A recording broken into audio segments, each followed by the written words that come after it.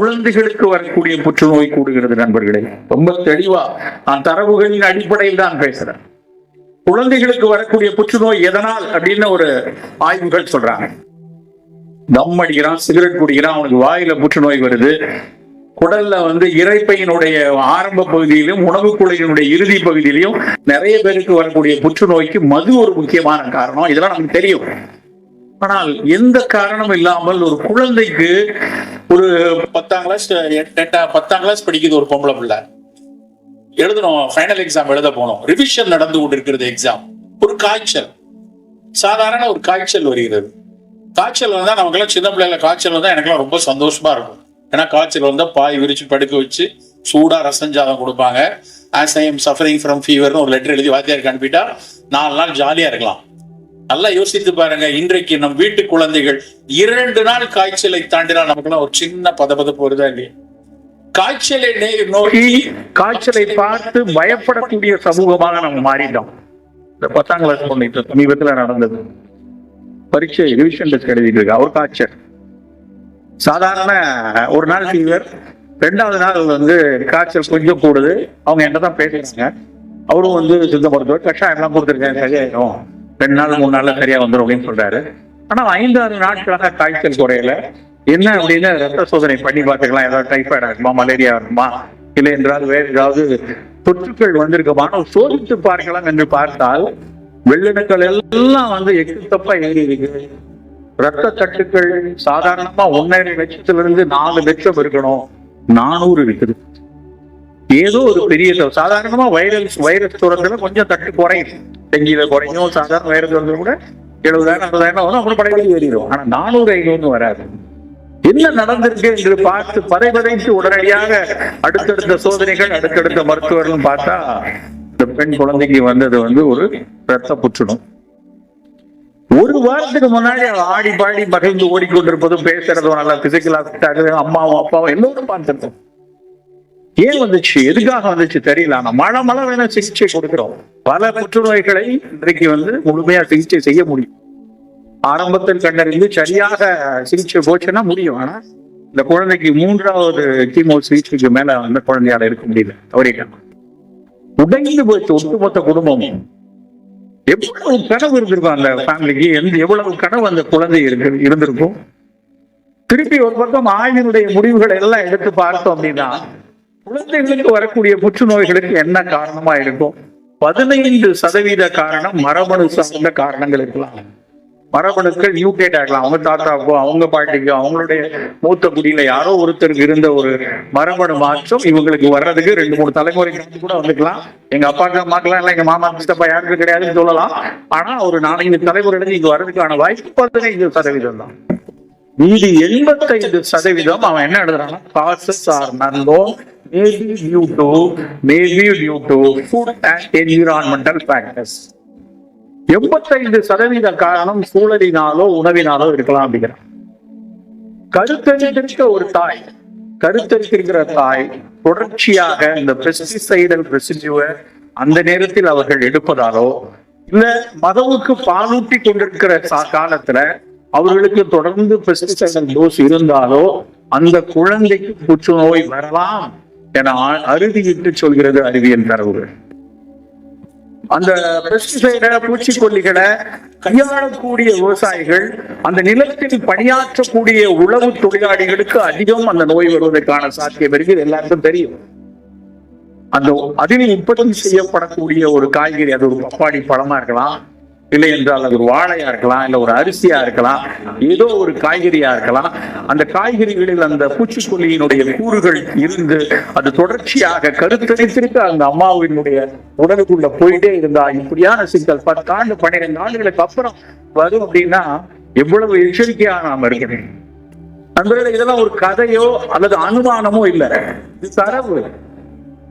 உலகம் முழுக்க ஒரு 15 ஆண்டுகளுக்கு முன்னாடி இந்த களைக்கொல்லி நம்ம பயன்படுத்தி கொண்டிருக்கிற கிளைபோசேட், ரவுண்டப் அப்படின்ற பிராண்ட்ல வருது. அந்த களைக்கொல்லிகள் குரூப் 2 கார்சினோஜன் அப்படின்னு, அதாவது புற்றுநோய்க்கான காரணிகளை குரூப் 1, குரூப் 2, குரூப் 3 பிரிப்பாங்க. அந்த குரூப் 1 தான் மது, புகையெல்லாம். புகை பிடித்து கண்டிப்பா புற்று வருவதற்கான 100% காரணம் இருக்கு. அதே தான் மது இருந்தாங்க. எனக்கு ஒரு சமயத்துல கோபமா வரும். மது இருந்துதல் புற்றுநோய் உயிரை கொல்லும், மது இருந்ததில் உடலுக்கு கேடானது. ஏன் அதையும் உங்களுக்கு உயிரை கொல்லும் போல விடமாட்டாங்க. அதுக்கு பின்னால் இருக்க சந்தை 2வது வரியை தட்டி மென்மையாக்கி கொடுக்கும். புகைப்பிடித்தல் உயிரை கொல்லும், மது இருந்ததில் உடலுக்கு தீங்கானது. ஆனா எந்த மதுல இருக்க நிக்கோட்டினோ புகையில இருக்கக்கூடிய நிக்கோட்டினோ மதுல இருக்கக்கூடிய ஆல்கஹாலோ ஒரே கிளாஸ் 1 கார்சினோஜன்ல தான் புற்றுநோய் வருவதற்கான காரணியில தான் இருக்கு நண்பர்களே.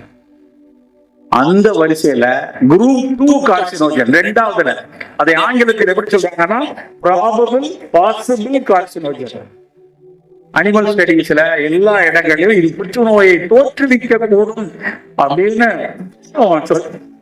சொல்லக்கூடிய ஒரு காரணி இந்த கிளைகோசேட் சொல்லக்கூடிய களைக்கொல்லி. இது என்னைக்கு அதை கண்டுபிடிச்சாங்களோ அந்த களைக்கொல்லி ஒட்டுமொத்த ஐரோப்பாவிலிருந்தும் அங்க இருக்கிற தகுதி பெறலாம். யாரும் ஐரோப்பாவில் கிளைகோசேட் பயன்படுத்த முடியாது, பயன்படுத்தக்கூடாது. நண்பர்களுக்கு ஒரு விஷயம் தெரியுமா? என்னால் உறுதியாக சொல்ல முடியும். இங்க நிறைய விவசாய அதிகாரிகள்லாம் வர வந்திருக்காங்க, துறை இருக்கிறது.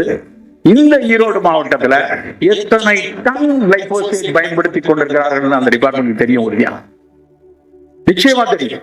ஏன் அங்க வந்தா ரத்தம், இங்க வந்தா தக்காளி சட்னியா? ஆனால் உலகத்தின் சந்தை பொருளாதாரம் அப்படித்தான் இருக்கிறது. ஒரு 10-15 தினங்களுக்கு முன்னாடி அத்தனை வணிகர்களுக்கும் ஒரு உற்சாக செய்யும். நம் நாட்டுக்கு இங்கிலாந்தில் இருந்து வரக்கூடிய அத்தனை பொருட்களுக்கும் ஃப்ரீ ட்ரேட் அக்ரிமெண்ட் கையெழுத்து. அத்தனை பொருட்களையும் அத்தனை அங்கிருந்து உற்பத்தி ஆகக்கூடிய உணவு, அங்கிருந்து உற்பத்தி ஆகக்கூடிய தின்பண்டங்கள், அங்கிருந்து உற்பத்தி ஆகக்கூடிய பானங்கள், அங்கிருந்து உற்பத்தி ஆகக்கூடிய மது வகைகள், அப்புறம் எக்ஸெட்ரா எல்லாத்துக்கும் ஃப்ரீ ட்ரேட் அக்ரிமெண்ட் கையெழுத்து போட்டிருக்காங்க. அவ்வளவு வந்து கொட்ட போறான். இங்க நீங்க 25 காசுக்கு வாங்கக்கூடிய மிட்டாயை விட 10 மடங்கு குறைவாக அங்கிருந்த மிட்டாய் வரலாம். அங்கிருந்து வரக்கூடிய மிட்டாய்க்கு இங்க இருக்கக்கூடிய ஹாலிவுட், பாலிவுட், கோலிவுட் எல்லா நட்சத்திரங்களும் தலையில வச்சு கொண்டாடுவார்கள். இப்ப நம்ம வீட்டு பிள்ளைங்க அவ்வளவு அதை சாப்பிடும். ஏன் சார் அங்க உள்ள மிட்டாய் தானே, அங்கெல்லாம் அதுக்கெல்லாம் சட்டம்லாம் இருக்குல்லன்னா அங்க உள்ள சட்டை வேற, இங்க உள்ள சட்டை வேற. அங்க இனிப்பு HFSS பேரு, high fat, high sugar, high salt, இந்த 4ம் கொண்ட உணவுகளை இரவு 9 மணி வரை எந்த ஊடகத்திலும் விளம்பரம் செய்ய முடியாது இங்கிலாந்துல.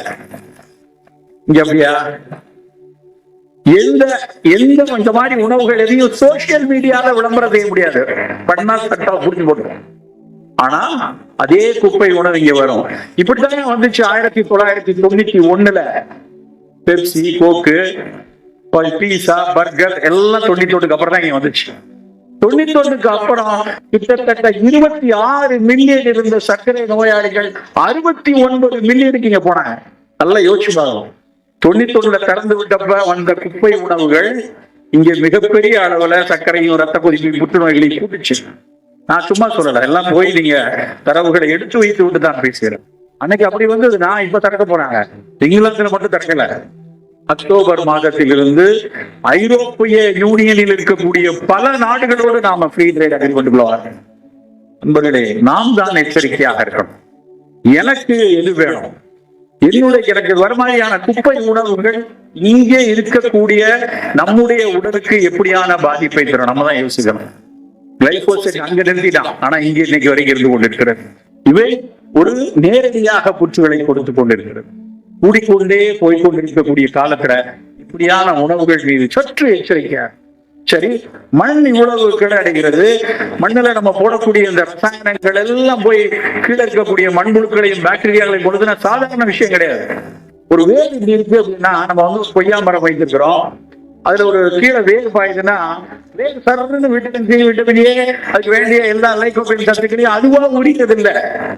அந்த வேரில் ஒட்டி கொண்டிருக்கக்கூடிய குட்டி குட்டி பூஞ்சைகளும், அந்த வேர் முடிச்சுகளில் ஒட்டி இருக்கக்கூடிய பூஞ்சைகளும் மண்ணில் அருகாமையில் இருக்கக்கூடிய பல்வேறு நுண்ணுயிர்களோ மண்ணில் இருக்கக்கூடிய பல சத்துக்களை எடுத்து நமக்கு கொய்யாப்பழம், சிவப்பு கொய்யாவா, ருசியான கொய்யாவான்னு அவை செய்கின்றன.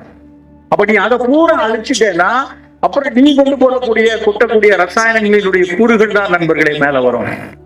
இப்ப யோசிக்க வேண்டிய கட்டாயத்தில் இருக்கிறோம். அது மட்டும் இல்ல, இந்த கிளைமேட் சேஞ்ச் உலகம் முழுக்க அந்த புவி வெப்பமயமாதல என்ன நடந்து கொண்டிருக்கிறது என்றால், ஏற்கனவே 15% நலக்கூறுகளை நம்ம இழந்துட்டோம்.